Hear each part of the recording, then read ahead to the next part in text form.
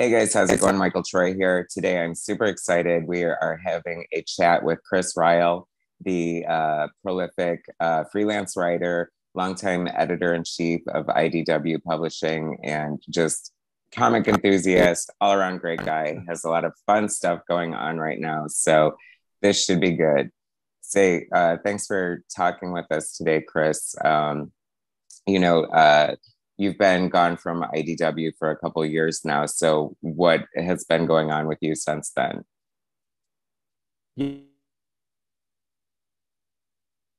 introduction. Yeah, so I left IDW after about 15, 16 years in August of 2020. And so I launched an imprint at Image Comics that started in January officially. We started by publishing a book called Rain, which is based on a Joe Hill short story. I've done a number of other things that I and my partner Ashley Wood have done together, like Zombies versus Robot, and publishing a bunch of new things going forward too. So yeah, just trying to keep a hand in the comic game. In addition to that, I'm sorry. No, go ahead. I'm sorry. I was just to say, in addition to that, I've been kind of dabbling in other things too. I sold a TV show to Paramount Plus that may or may not going. I'm an EP on a show that's in development at BBC, and I've been consulting at the Comic-Con Museum. So just, trying to stay as occupied in all ways as possible. It's funny because I just watched your interview with my buddy Ryan on the Comics Lounge, just so I wouldn't repeat a lot of the same questions or barrage you with the same stuff. But it was interesting because I found kind of a parallel to my comic history. Just like you, my older brother introduced me to comic books. We shared a bedroom. So it's funny, he had his comic book posters on his wall, and I had my comic book posters on my wall. We were so stupid. I guess it was selfish, but we had our own comic book collections, not realizing that we could get twice as many books as if we would have just combined them. But then again, I still have a lot of my collections, so I'm kind of happy that I do. And he sold a lot of his. So what kind of comic books were you reading? Who are some of your favorite comic books and creators at the time? Well, it's funny because my collection was separate from my brother's too, but sort of by necessity because he forbid me to collect anything that he collected. He also forbid me from reading any of his stuff, so I had to, sneak around all the titles that he claimed. So I was allowed to collect the things that he wasn't into. So I got Fantastic Four and Avengers, Captain America. We were both Marvel kids at the start, and for some reason, Hulk was one where we were both allowed. So we both parallel collected that one for some reason. But for the most part, yeah, I doubled my collection. At least as far as what I was able to read. And then after a certain number of years, he lost interest. And so I acquired all of those. So I was able to actually double my collection. And so I've still got most of it. I've been starting to downsize a bit, and I've donated a bunch to the Comic-Con Museum and things like that. But I'm still as you can see, surrounded by comics at every possible place I can be. So let me see. As far as creators, when I was a kid, the creators that stood out to me the most were people. George Perez, I think, was my first favorite artist. He was the first guy that I noticed something different and sort of beyond what other people were doing. But then certainly John Byrne, Frank Miller, those were kind of the big three for me as far as artists go, anyway. Yeah, since you mentioned George Perez, I absolutely love George Perez. It's funny because him and John Byrne, and we'll talk a lot about John Byrne in a little bit, but are two of my favorites. And I'm curious because another thing I want to talk about are the IDW Artists books, which are possibly the best thing to happen to especially art enthusiasts, comic book artists, aspiring artists, just people who love comic books. Why is there no George Perez artist edition? It seems like a crime. Yeah, so that's actually the same question that I've had for the editor. Scott Doombeer is the person who sort of pioneered the format, and he's the one that has put together all of the different artist editions. He's the guy that I think inspired other publishers to basically take that approach and do some of those kind of books on their own. But Scott is also the guy who knows where to find all of this stuff. He used to be an art dealer for a long time, and he's got good relationships with a lot of the artists and a lot of the big time collectors. And so the books that you see that exist largely exist because that art is easily found, you know, for a lot of those collectors, or in some cases like Walter Simonson, have all that art. And so it's easy to track down and get scans of and put those books together.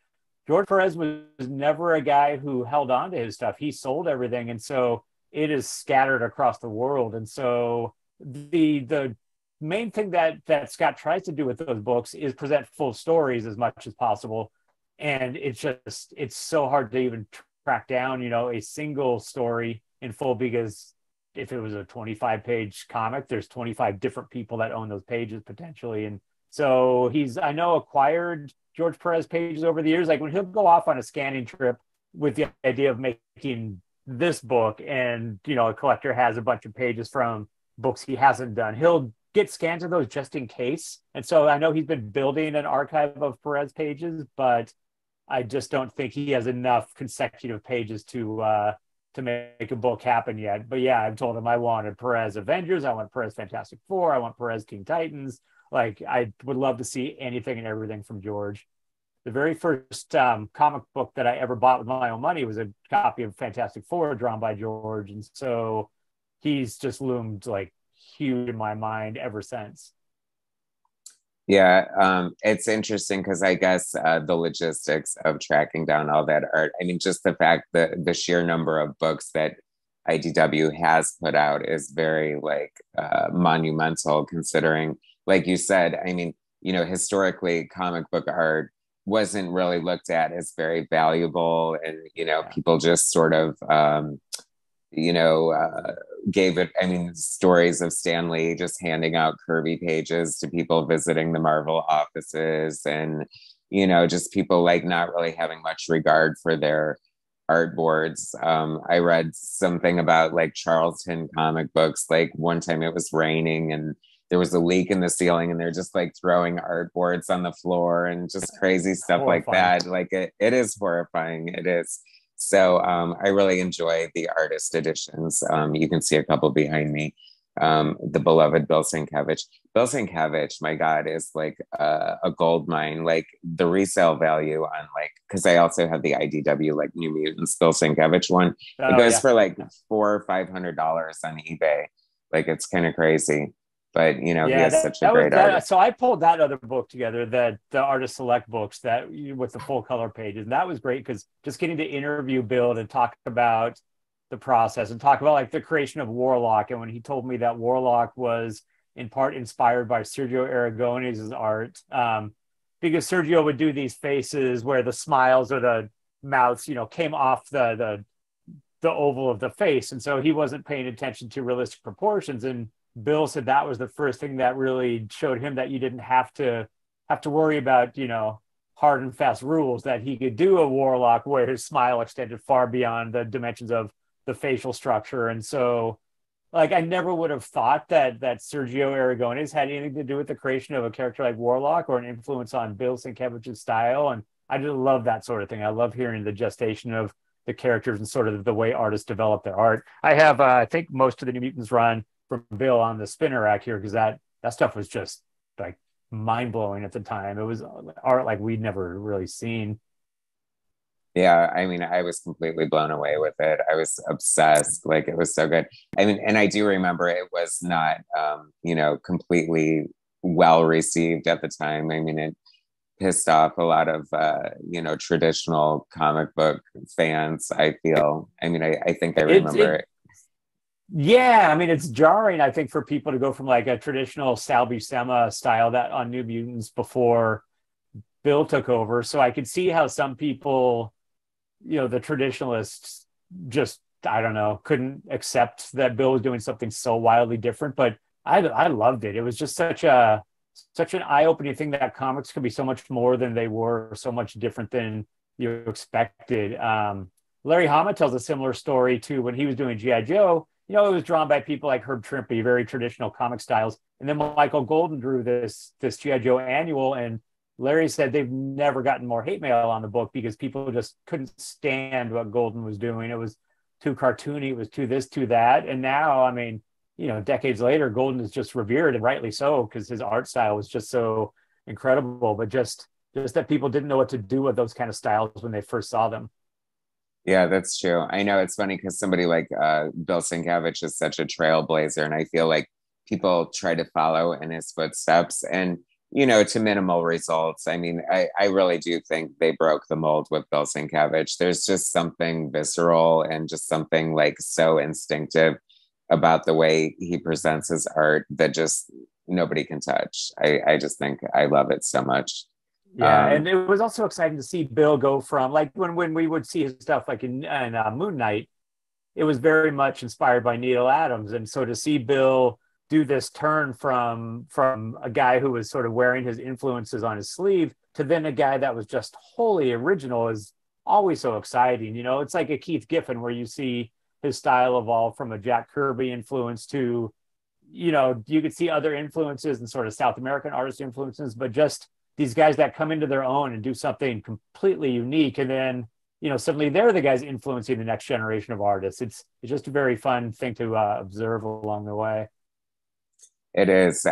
You know, it's funny because when I think of Chris Ryall, I cannot not think of Rom. You know how like you always have certain people you associate with a certain thing. Like a lot of people associate me with, you know, Lady Gaga because I'm such a huge fan. But you are obviously like the biggest Rom fan, and you've had like sort of like a fun journey, like eventually acquiring the license to publish Rom comics. Do you want to talk a little bit about your Rom journey?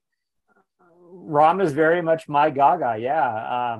Yeah. I mean, it was one of those comics I read as a kid where, you know, after reading so many superhero books, you read this thing that, I don't know, just felt darker at the time. It felt like more, I don't know, there was like the conspiracy behind all of it of who, you know, who's a dire wraith, who's not. It just felt like sort of, I don't know, operating on a different level than superhero books that I was into as a kid. And so it's one that just always lodged in my head. And so along the way, like, yeah, I probably spent 10 years chasing the rights and trying to wrangle who owned what. And if there was ever a way to bring it back to comics. I mean, the thing I really wanted was just to make reprints happen. Like I wanted that stuff to be available so people could see the original series, and that I know still can't happen for various reasons. I'm still hoping that it will at some point, but it was a thrill to finally be able to get that call from Hasbro going, okay, you can do new comics, you can do new ROM. It's like, oh man, I never would have thought that was going to actually come through, but it did. So yeah, it's been great, you know. And I got to know, certainly not Bill Mantlo, because Bill was already had that debilitating injury, and so, you know, I would never be able to have had a relationship with Bill, but I did get to know his brother quite well. I've gotten to be very friendly with Sal Buscema, and so it's just been a thrill along the way to not only get to play with the character and bring him back into comics in some way, but also, you know, get to know the people behind the creator or behind the character too. So, and you actually wrote some of the stories, or no? Yeah, so I co-wrote all of them with Christos Gage.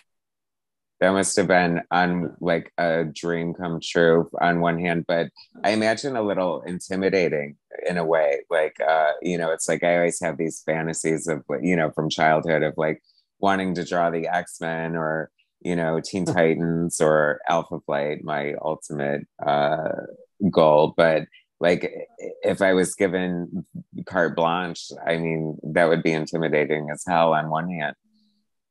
Yeah, I mean, part of the problem is that the stuff you love looms so large. It's like, I don't want to write a new version of ROM. I want to write the ROM that I love. And so we weren't allowed to touch any of the character, the side characters, the world, any of what Marvel did. We were allowed to use ROM as he existed, sort of as a toy, using the little couple sentences of backstory that the toy had where it mentions the dire race. But really, we had to come up with an entire new universe, new space knights around ROM, all of that. So, which was fun. But yeah, I mean, again, part of it, like we very much aimed ROM's characterization similar as we could to the Marvel ROM, which was the tortured guy, you know, who sort of gave up his humanity and was locked inside this unfeeling armor, that kind of thing. And so tried to hold on to as much of the angst and the kind of silver surferness that the original character had. And then of course you also have to go up against fan expectations, because like me, like the fans love the version that they knew. And so when there's a version of the character that comes out in comics and doesn't feature any of the side characters, any of the specific storylines or anything that they were used to, they kind of rebel against it. And so, the other Rom purists did not take to the book as well, because it wasn't exactly the Rom that they remember. Like, the thing I found crazy was I wanted to update the character just to give him fingers, because I know when the toy was made, he had these sort of mitten hands, because they didn't have really the capacity to make toys like that had different jointed fingers, because toy construction, everything was so limited at the time. But he didn't not have fingers because it was a good design. It was he had no fingers because that was all that they were able to produce. So I was like, all right, I'm going to give him fingers, largely keep the look and feel the same, but just give him fingers he can actually use more effectively. And the fans like threw a fit over that. I was like, really? Like, that's not that big of an update. Like, you look at Iron Man when he first was created in that clunky gray armor to where he is now, it's like there's been considerable changes and upgrades in the suit. And so I felt like what we did was pretty close to the original. It felt like a weird thing that people would push back on something that I felt was such a minor design update. But that's kind of what makes fandom fun, is that everybody's so passionate about this stuff. That's true. That brings up a really good point. And I was just thinking about that with like all the modern iterations of like Batman, Wonder Woman, and Superman and things like that. Like there's a line, I guess, you want to appease the original fan base, especially something like Rom. Like, I feel like it's such a cult classic, and the original source material is so beloved. And I have to admit, I did slightly pause when I heard you saying you wanted to give him fingers, just because his mitten hand seems so iconic.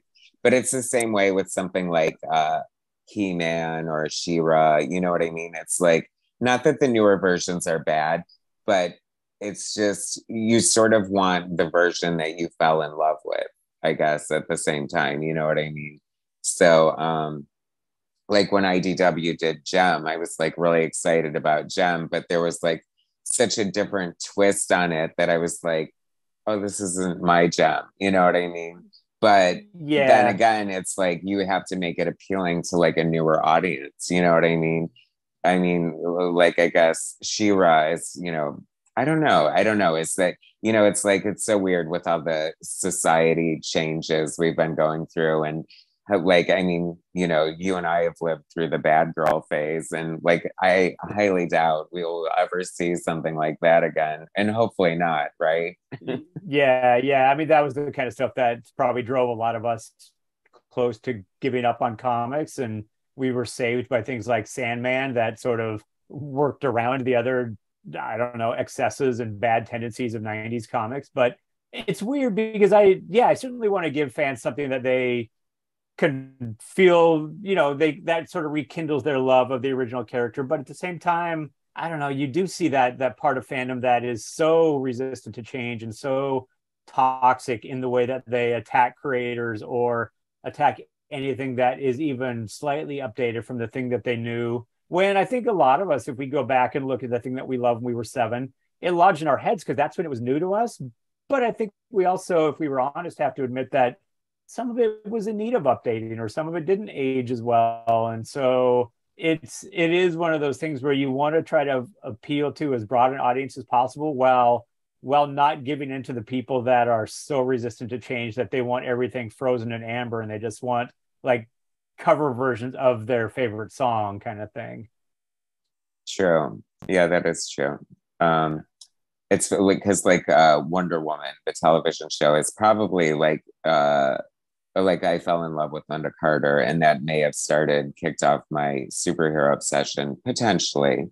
I still have the comics for my brothers, but now it's like I can barely sit through an episode of Wonder Woman. It's so slow and boring, and she's like Wonder Woman for like 2 seconds. So I do think there is that nostalgia where you sort of do put these things on pedestals, and there's always room for like improvement and updates.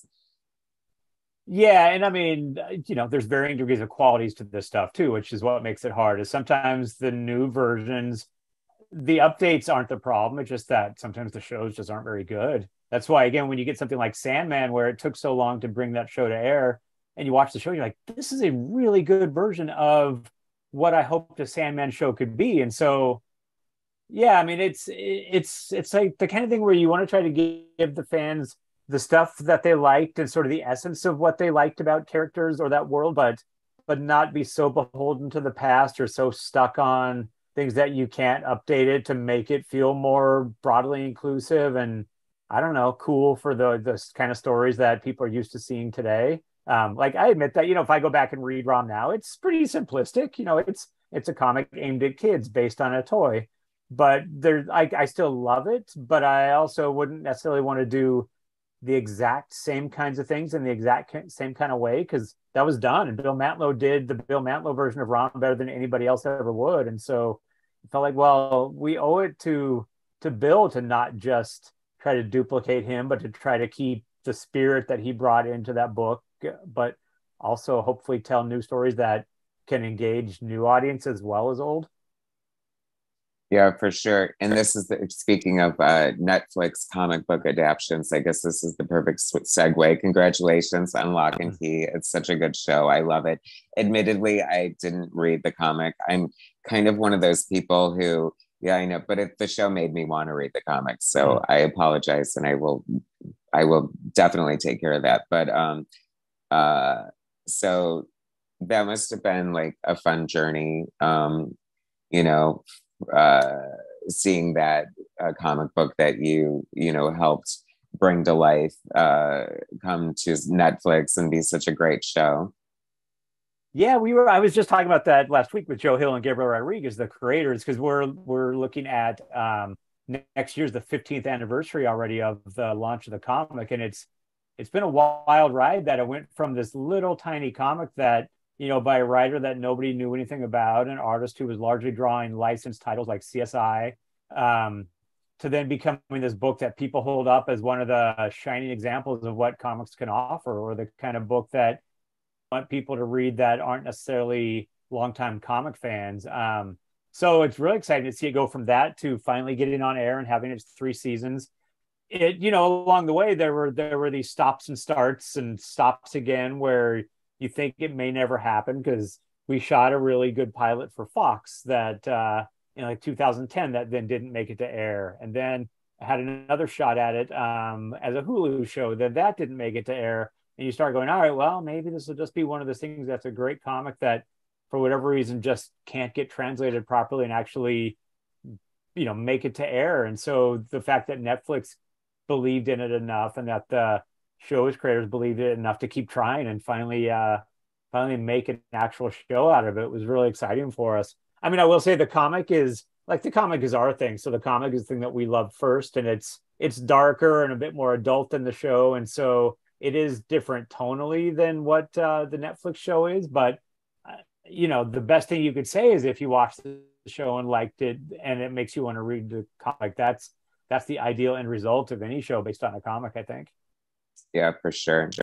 I really appreciate like your tenure on IDW. Are you familiar with the old comic book company from the 80s, Kamiko, the one that started Grendel Oh, and sure. Elementals? Yeah. And, I feel like IDW sort of echoed what they did so well. They did a lot of licensed comic books, but then they also did a lot of creator owned comic books that were just such great quality and really, innovative. And I mean, I think they were only around for 5 years and gone too soon. But, I feel like IDW did a lot of that. They've had a lot of success with like Transformers and, G.I. Joe and, Teenage Mutant Ninja Turtles, of course.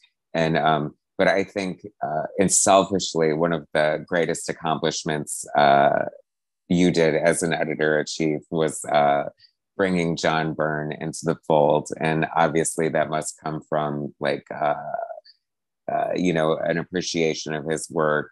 And you also obviously have developed a friendship with him. And I'm just wondering, if you could talk about like what inspired you, how you approached him, like how that whole Byrne connection happened.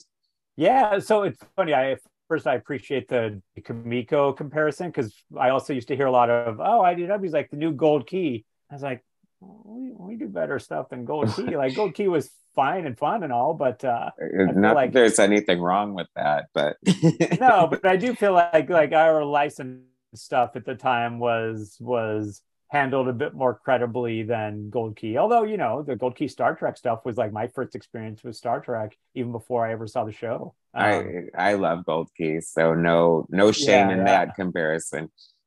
No, but Kamiko was great. Like it was all those smaller companies that sort of brought me out of just being a Marvel and Marvel DC kid. Like when I discovered First Comics and Pacific Comics and Kamiko. And so, I mean, that's where I saw some bits of early Byrne work, although certainly my first exposure to him was Marvel. I don't know, it was probably Marvel Team Up or something like that, even before. Because I didn't read X-Men until the second Dave Cockrum run. Like I just didn't know about it. It was one that my brother and I both ignored. So when I finally did go back and collect all the Byrne Austin stuff, like it cost me considerably more than just cover price.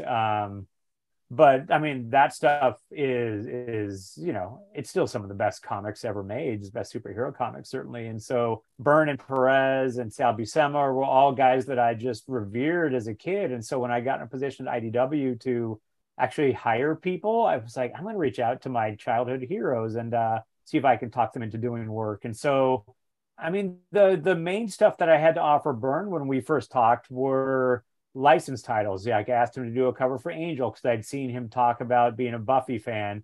And he goes, nah, I don't do likenesses. Like I did likenesses to start, like Wheelie and the Chopper Bunch and Space 1999. I don't have any interest in going back on that stuff. And so I just kind of kept at it. And I said, well, just do one cover for me. And he goes, my likenesses aren't good. I don't want to do, actor faces. And I said, well, just try one. So he did an Angel cover and it went okay. And so then I talked him into Star Trek and he said, well, I'm not drawing Shatner or Nimoy. They're too hard to draw, especially Shatner, because he doesn't have distinctive features like, Spock has the ears and the hair and the eyebrows and stuff that you could draw a version of and make it instantly recognizable. Shatner's just a middle-aged white dude, and harder to sort of capture the likeness. And so he was resistant to that. And then he goes, okay, well, I'll do a Romulans thing because I'll tell side stories. And all right, I'll do a Klingon thing.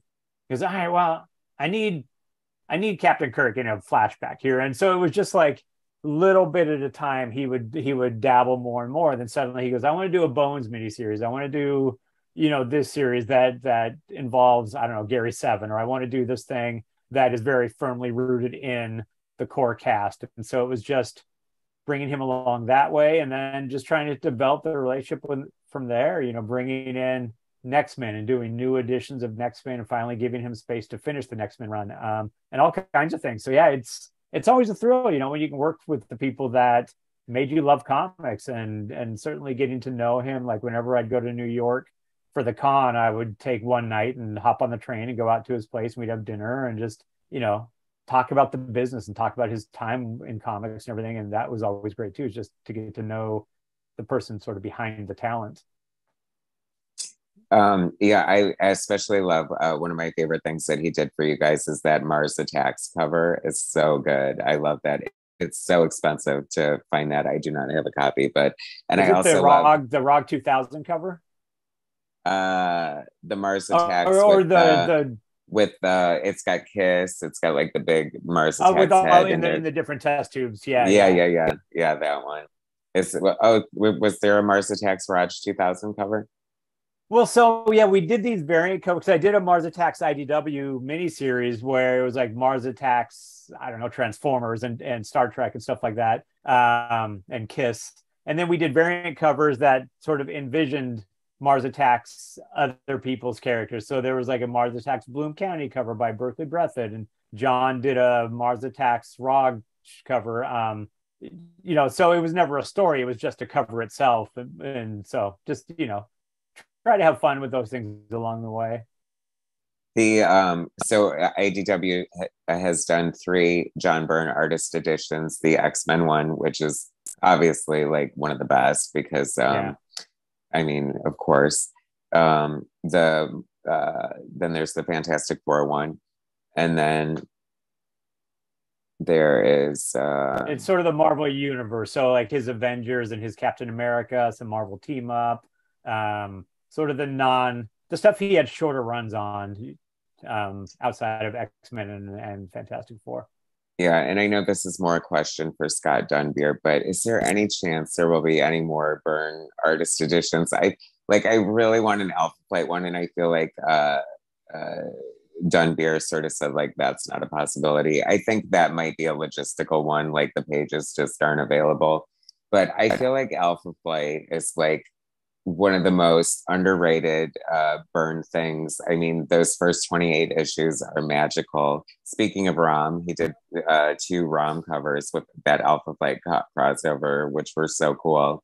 Yeah. So any And he chance? did one cover right at the end too. He did issue 74's cover, I think, also.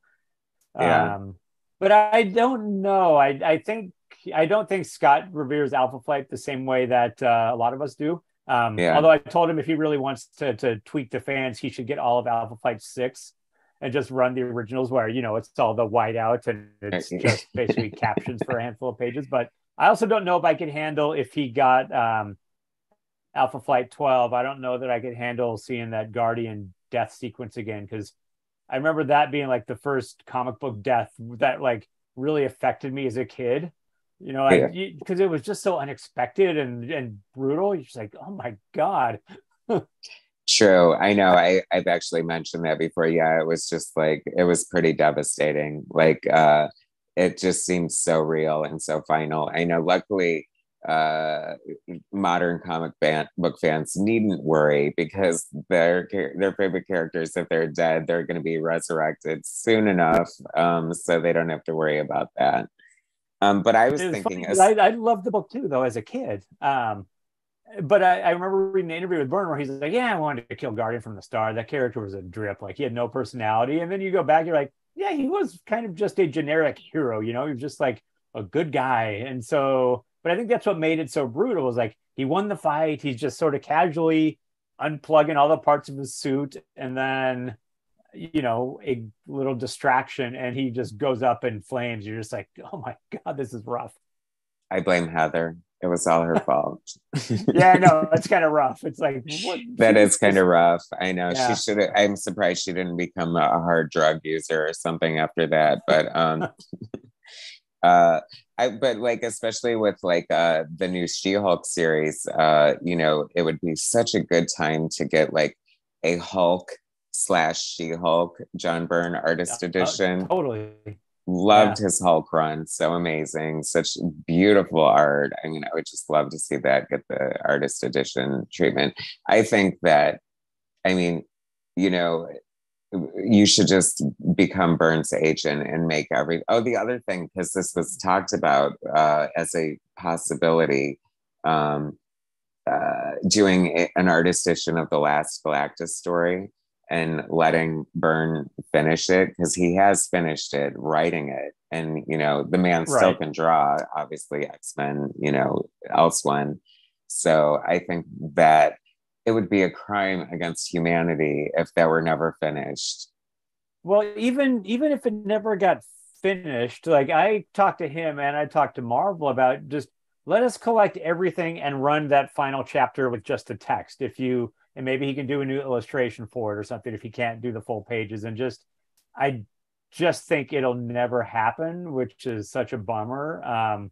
Because yeah, just like it got so close, and my ideal would be, well, get you and Terry back, and like, I understand that it's 4 decades later, what have you, and everybody's art style changes to whatever degree, but go back and just finish it and get a complete book out of it. And I don't think it could ever happen, but yeah, like that was one that I certainly tried numerous times to see if there was a way to somehow make it come to life. Well, are you familiar, and how could you not be, with the new Alex Ross Fantastic Four Full Circle book? Yeah, I read it about a week ago. I mean, so this is a graphic novel, not Fantastic Four by Alex Ross, not published by Marvel. It was published by Abrams. Yeah. Marvel said they didn't want to do it, so they licensed Abrams to do it. And I think it's genius. It's a beautiful book. It's like total fan service. I mean, it's giving us the version of the Fantastic Four that we know and love and want. And I think that it could be like a game changer, like as far as publishing goes. Like, there's no reason you personally couldn't take the Last Galactus story to Abrams and say, hey guys, here's your next graphic novel.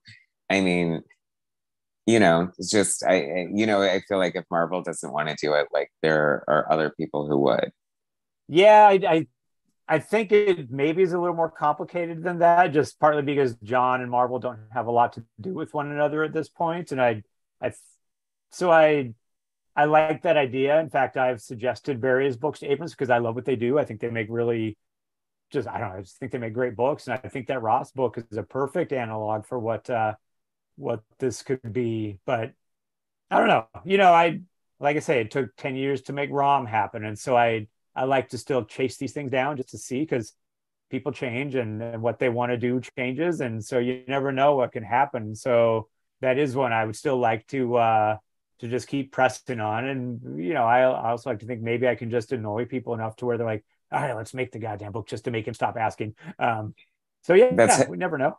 that's how I feel. Like, I just bringing these things up, to put them in the ether of the universe and just like Totally. beat people over the head with it, just Yeah. because, Yeah. like, a perfect example is JLA Avengers by George Perez. Who would have ever thought that would have ever seen the light of day 20 days or years later? But it took, Yeah. someone like you, Joe Quesada, saying, okay, I'm editor-in-chief here at Marvel.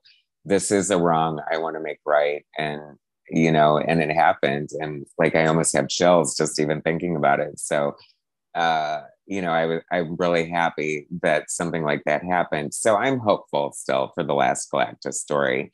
Um, I mean, it's so but close, it's 90% done or whatever. And so it just seems like such a shame not to have a book like that on the shelves, because I think that's the kind of book that will keep finding an audience over and over. So hopefully.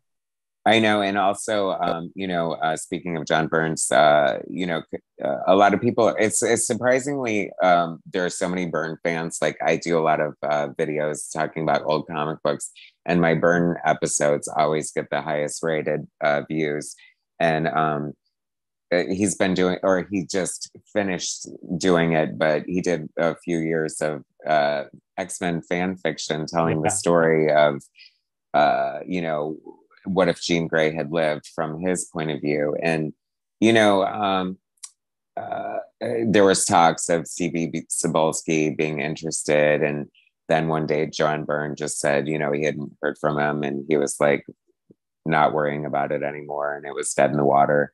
And, uh, but it's beautiful. It's like, I wish that it could be published somehow through an Abrams or something like that, because I realize it's kind of wacky. You know what I mean? It's like diverges so much from Marvel's continuity, and they obviously would find a hard place fitting it. But I mean, the art is just so beautiful. The man is like 70 years old, and it's some of the finest work of his career. Like, I just feel like everyone should have the opportunity to enjoy it.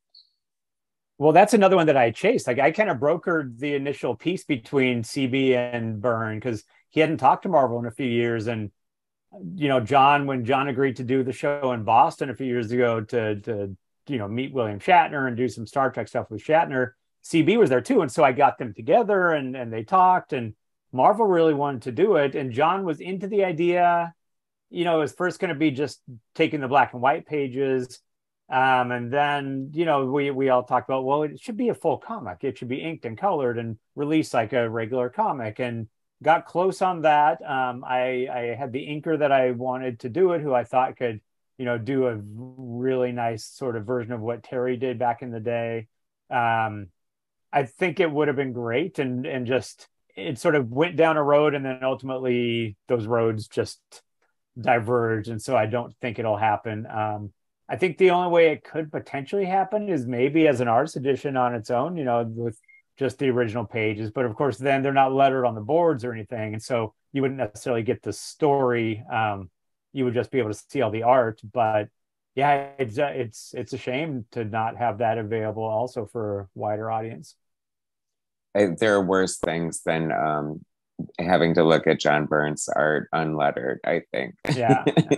But you did bring up a good point, because I talked to Eric Larson not too long ago, and that was one of his misgivings about doing an artist edition, is that with digital lettering, there's no lettering on the boards, so he feels like it would take away from it in a way.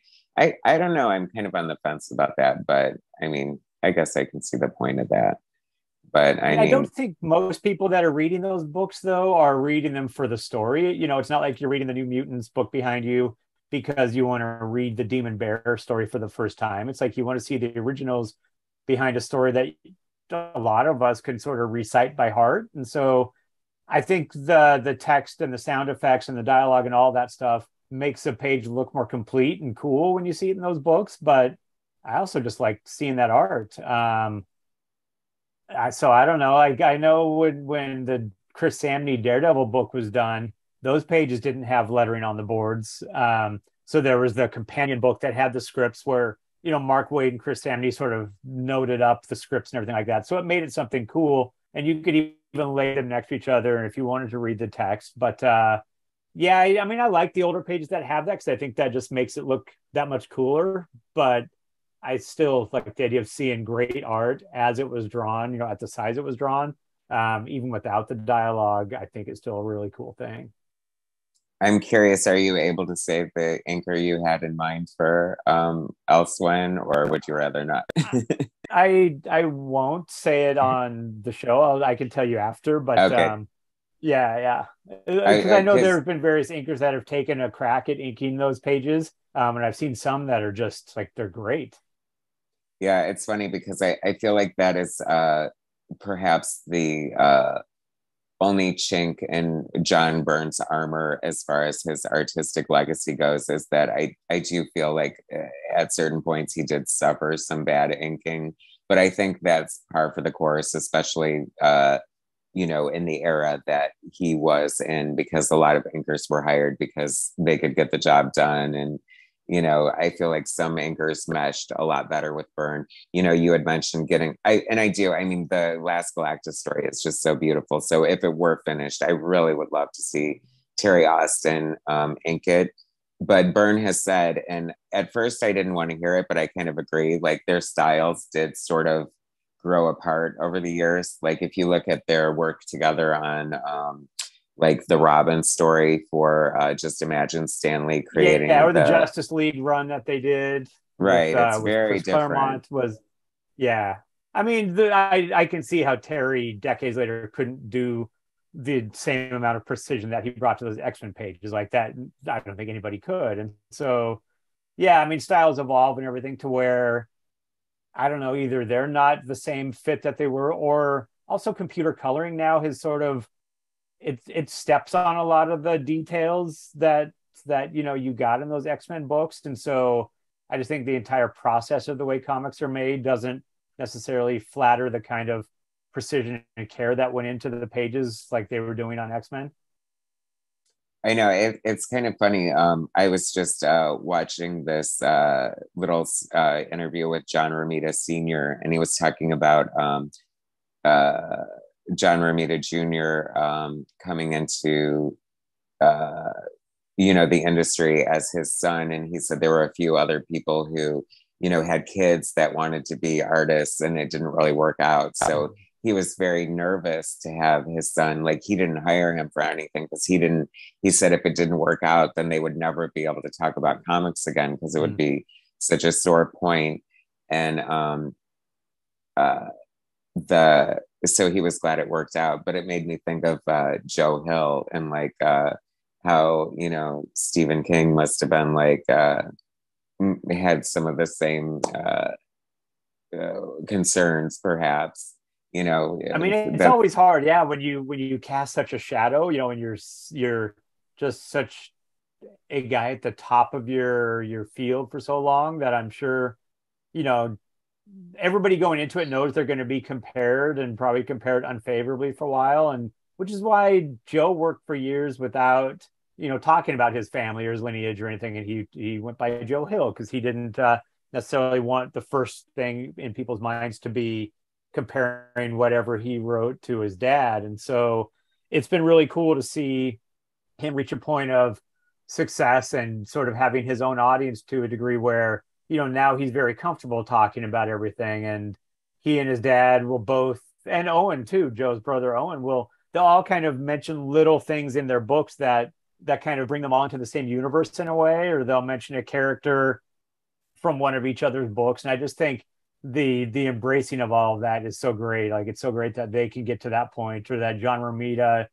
Jr. could be at such a point where he's such a revered artist on his own. In fact, sort of bringing this all back to Byrne, Byrne said, I was talking about Iron Man, and if it was hard to write for a guy like John Romita Jr. after he'd been used to writing and drawing his own stuff. And he said, absolutely not. He said, there's nobody who's ever been able to sort of capture what he wanted from superhero comics that he wrote in the way that John Romita Jr. did. And so he said every page he got on, like, when they did Iron Man together, was better than he ever could have envisioned it or done it himself. Like, he loves Romita Jr. And so it's really cool, to see him go from another guy like who started just like his dad. His style was very similar to his dad's, and then evolved into something completely unique and different. Yeah, absolutely. Yeah, it's funny because I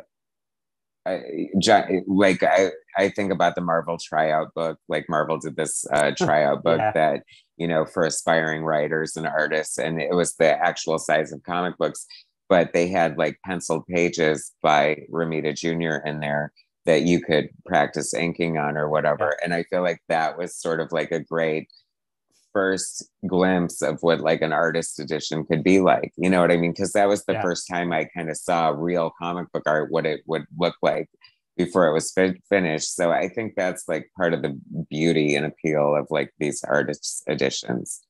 And Well, I the have funny to, thing is, Scott wants to do an artist edition of the How to Draw Comics the Marvel Way. Like, he has scans of all those pages and everything, but there was a weird thing on some of those books that were produced in that same period where Stanley went and cut side deals that weren't necessarily company deals. Well, I don't want to misspeak, and like Stan didn't pull a fast one, but there's things with the copyrights where the company isn't as able to reproduce these things in all ways that they might want without various permissions, and certainly without Stan around, some of those permissions get complicated. And so I don't know that it'll happen, but that would be fun to see it go full circle and see that actually become its own artist edition.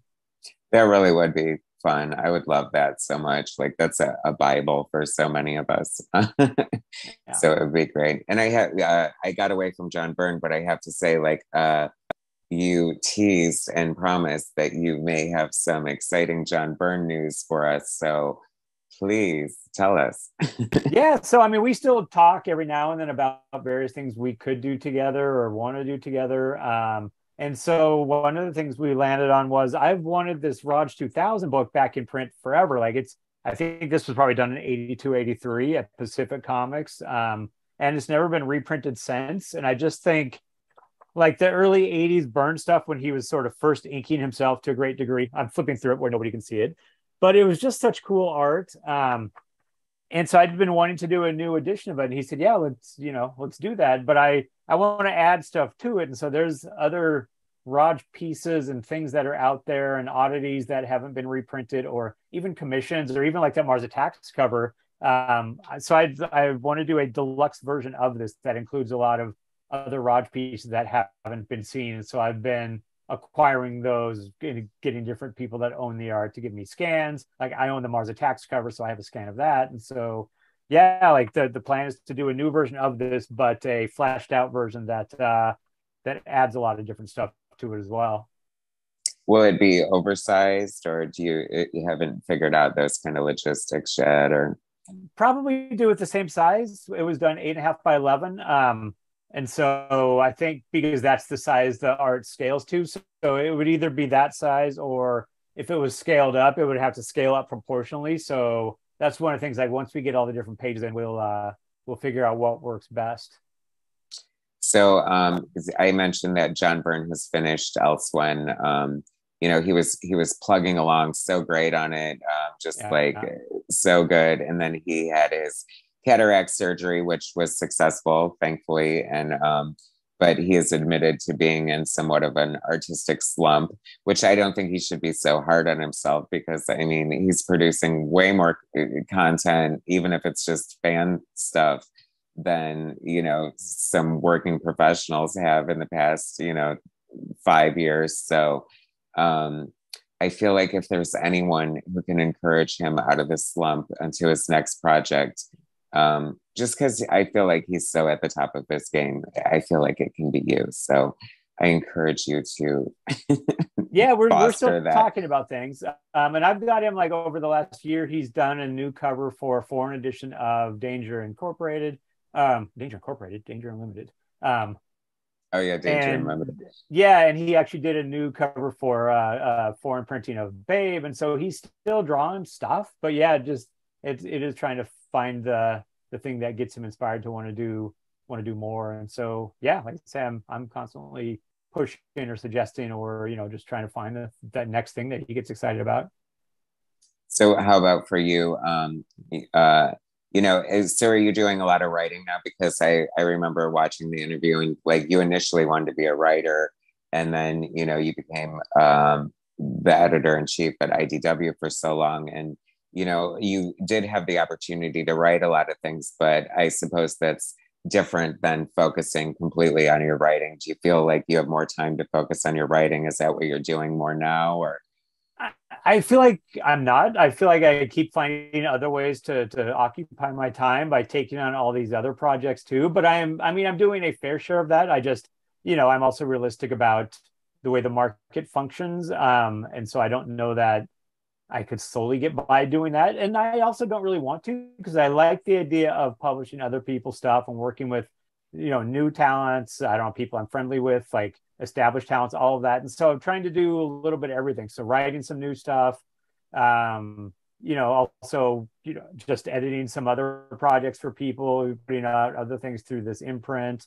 And yeah, just trying to, I don't know, get back to just having fun making comics again. Like sort of as you take on different roles and companies in the past, like it pulls you away from the stuff you really like and enjoy. And so I've decided now, like as long as I can just keep going in comics, I want to try to keep the focus on stuff and people that I enjoy. So yeah, some of that, but also other stuff too. How do you feel about like the state of the industry? I mean, it seems like everyone seems to like be wanting to predict the death of comics and things like that, but I feel like they'll always be here in some form or fashion. And Marvel and DC face so much criticism, and seem to have so many ups and downs as far as successes and sort of mistakes that they've made, and just sort of, I don't know, you know, and but a lot of like the indie comics or this Kickstarter comics or the sideshow, comics are like seem to be like where it's at right now. Do you agree with any of that, or? Yeah, I mean, I think the nice and the scary thing both are corporate comics go through these consolidations where companies acquire companies and then there's layoffs and things like that affect the output or they affect the editorial talent or they affect the creative talent getting hired. But all of that stuff is out of most of our hands. And so Marvel and DC are going to always do whatever it is they do.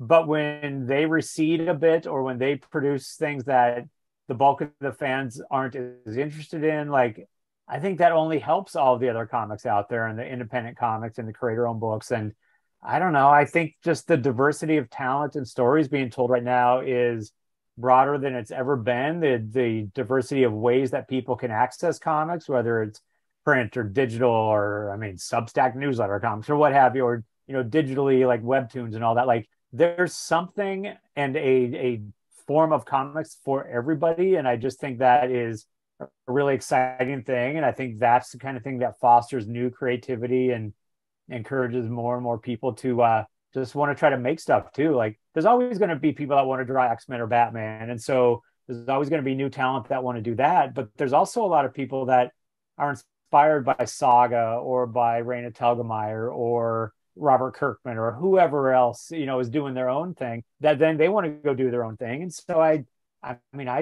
feel like the death of comics people are the same people complaining about She-Hulk or complaining about, I don't know, this current Avengers doesn't feel like their Avengers and all of that. And like it's almost like they want this industry that they loved or that they proclaim to still love to fail so they can claim that they were right and go, well, you guys shouldn't have changed. You shouldn't have, updated the kind of stories you're telling, because obviously nobody wants that. But it's just not true. Like the comic numbers were up, sales were up even during the pandemic. I just think things are much better on a ground level than sort of the more vocal fringes of the industry like to admit. And so I don't think, like when you talk about Fantastic Four by Alex Ross being the version of Fantastic Four that we all like I felt the same way. It's like, that's the Fantastic Four that I loved, and that's great that I have that.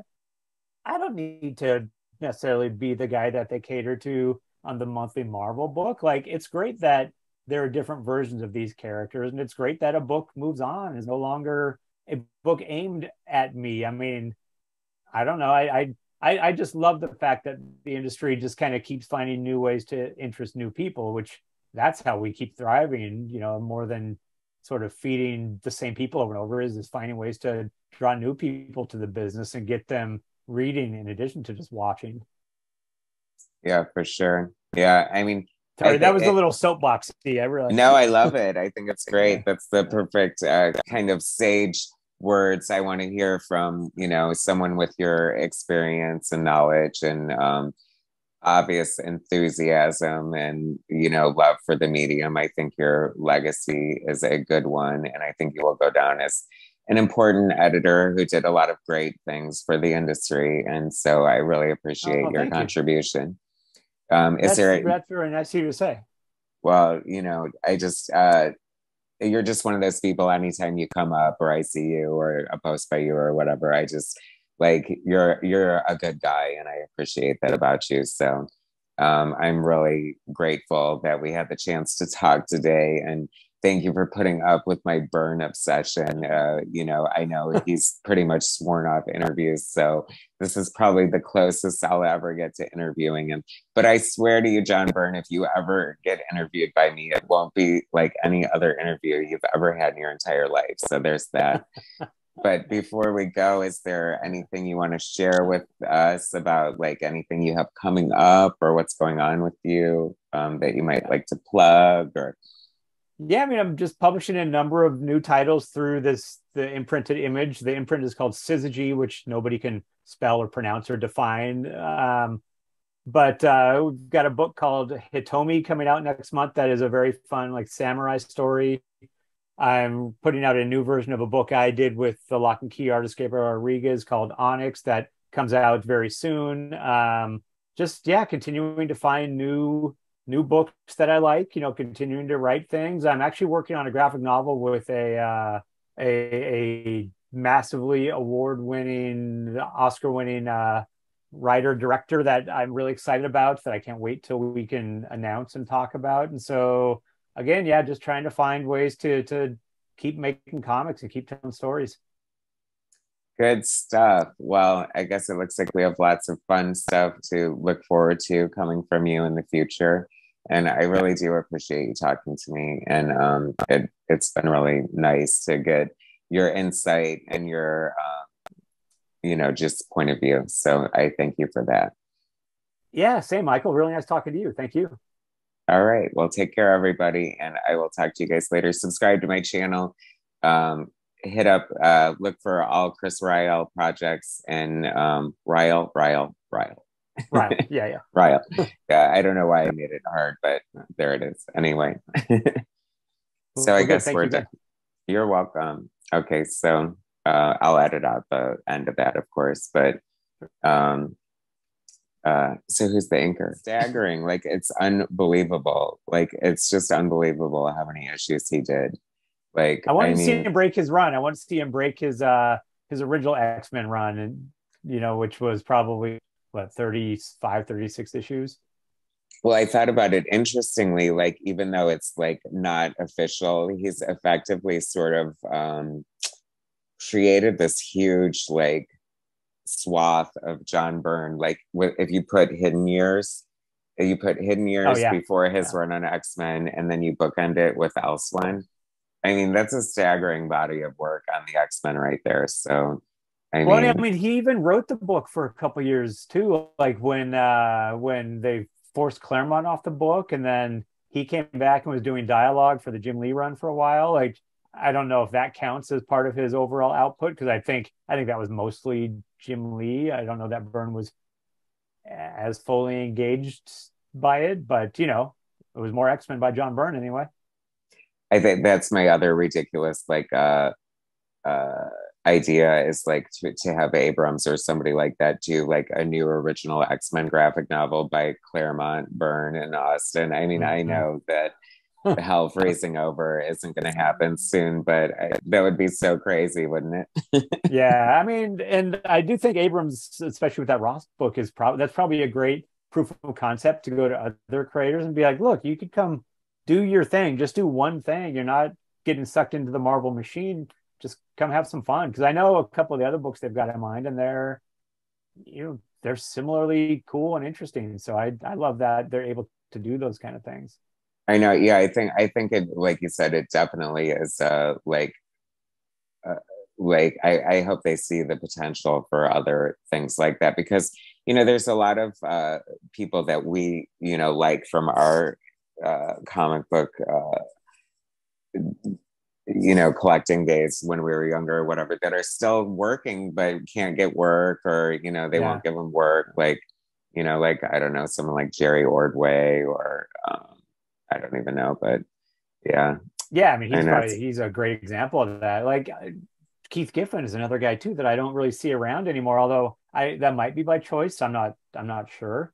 The one that I like really want to see happen that I know never will is there's a script for I think just one issue, and it was going to be a 2 or 3 issue thing that Frank Miller was coming back to Daredevil and going to have Daredevil meet actual devil, not Mephisto, but like Satan, and it was going to be drawn by Walt Simonson.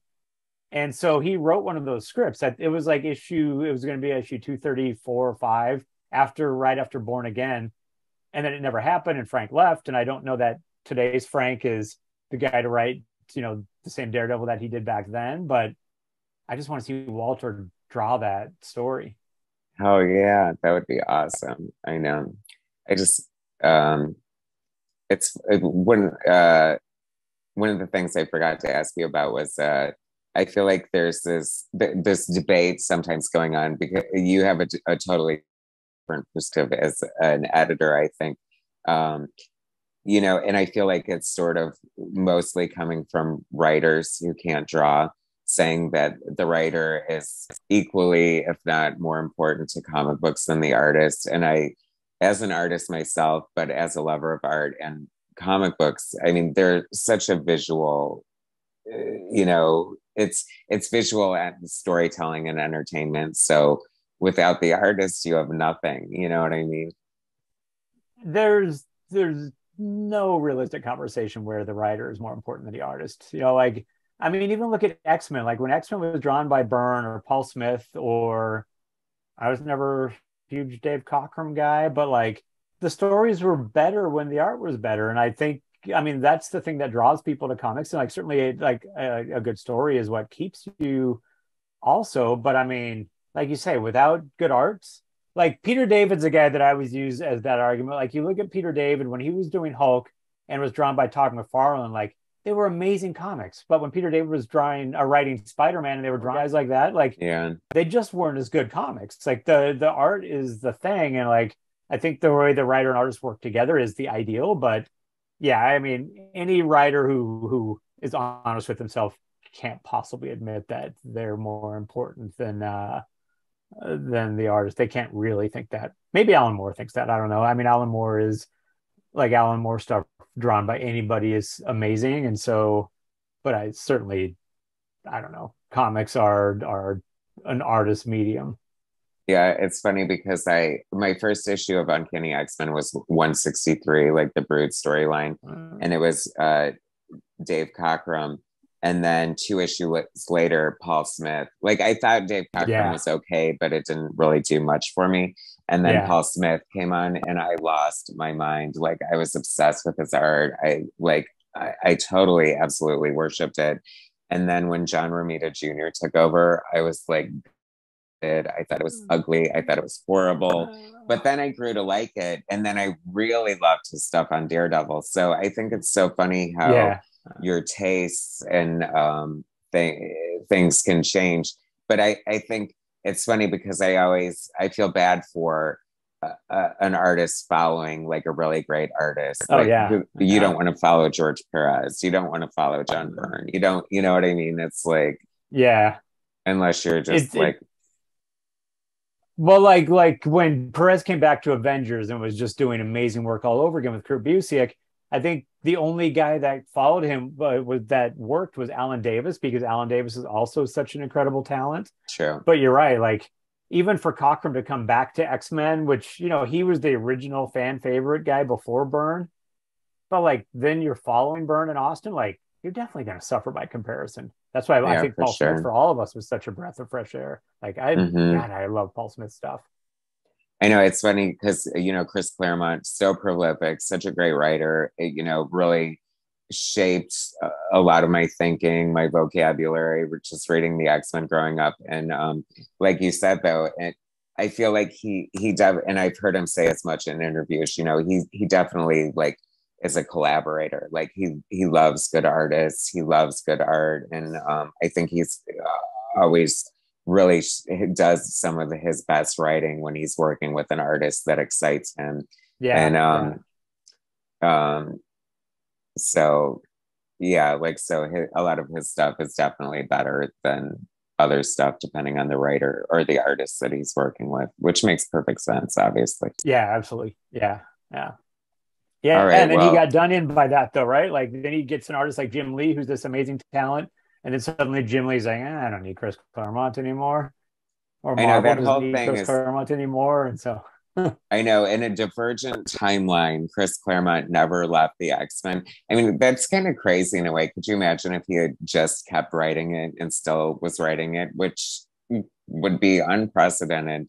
But yeah, I mean, but that is so annoying that he basically left the book or got kicked off or whatever.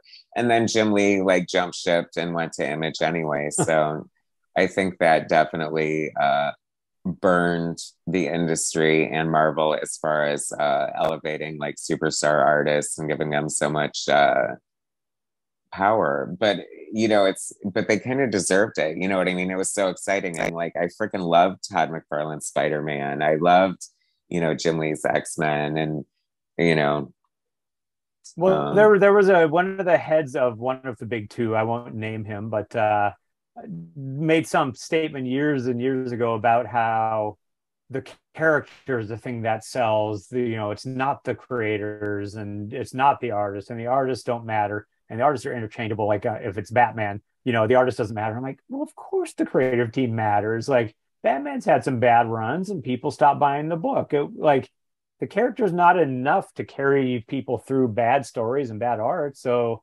I just think whenever that conversation comes up, that kind of denies the power that the artist has in an artistically driven medium is just so silly. Like, of course, we're drawn to books that are drawn better. I mean, it yeah, just it seems just weird as a thing to even have to say. yeah, exactly. I know, huh? I know. And the one last thing I will ask you about, or just your opinion, because I, when Joe Quesada left Marvel, my first thought was, oh no, Byrne can go back. And then he said as much on his forum, like it just like one of his ominous posts or whatever.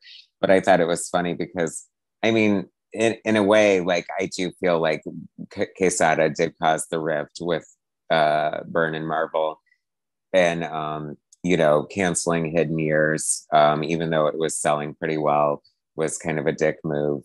And but I don't think it necessarily opens the door for Byrne to come back to Marvel. I mean, I feel like Marvel's such a different place now but I do feel like they should honor him better in a way, like with more like, I don't know, reprints of his work and stuff like that.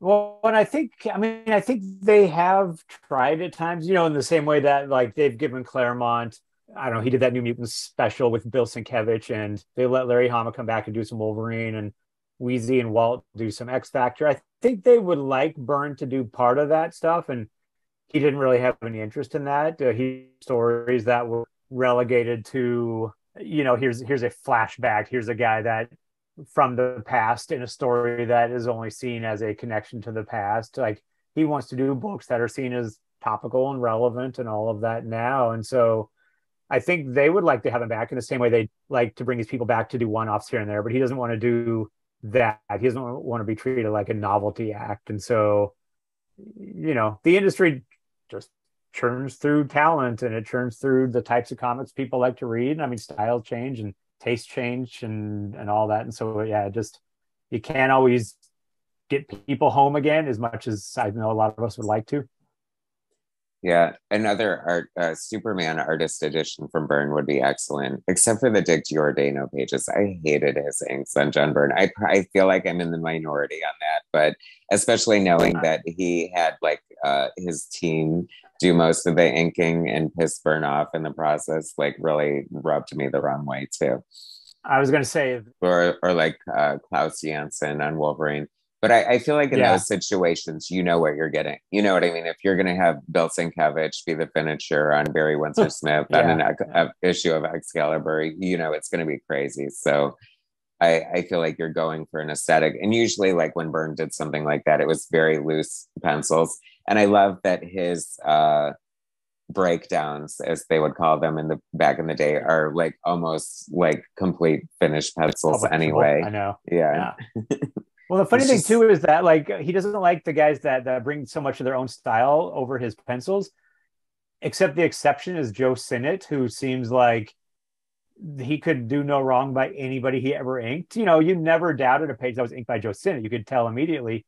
Um, but it always made the page better, I think, even if it had so much of his own style in there. And mhm. John loved Joe Sinnott's inks over his stuff. I think partly because Joe inked Kirby, and so any connection to Kirby and the Fantastic Four stuff was Byrne loved. But I love that Joe Sinnott was sort of in this rarefied air where he could do no wrong in anybody's eyes, which, you know, understandably, because I think that guy was so good.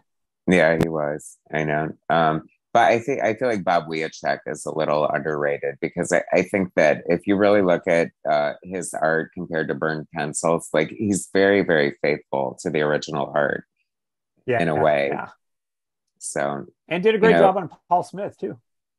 oh my God, yes. Like it's funny too because it's like I feel like Paul Smith's X-Men was kind of lightning in a bottle because after that, like I never liked his stuff as much as I did on the X-Men, even though a lot of Same, it yeah. was good. But like his Leave It to Chance, or like just like when he would come back for like a fill-in issue or have somebody else ink it, or even sometimes inking himself, which I always prefer when an artist inks themselves. But some of it, like even the Golden Age, it looked very so different from the X-Men. Yeah, Even yeah. though it was really well done, it just didn't strike me the same way his X-Men stuff did. So, you Yeah, know, he started putting more into the pages, which didn't work as well, which is funny because it was such like a open animation style on X-Men, but there was just something about it that was just so, I don't know, so perfect. yeah, very appealing, very appealing. Well, I don't want to take away your whole day. I know you've already wasted it with the tree trimmer, I mean the air conditioning guy and Yeah. stuff like that. But anyway, so I have to figure out a strategic day to put this up, maybe Sunday or Monday. So I'll let you Mm. know. Yeah, But whatever works for you. Cool. all right, continued success in your amazing career, and I wish you the best. And I thank you so much again for being so generous with your time and your answers. And I won't put anything secret on the video, Oh so yeah. don't worry about that. All right. Well, great, man. Yeah, like I said, I appreciate it. Appreciate you being flexible on time, and yeah, good conversation. I really enjoyed it. All right, thanks so much, Chris. I'll talk to you All later. All right. right. Cool. All right. All Thanks. right.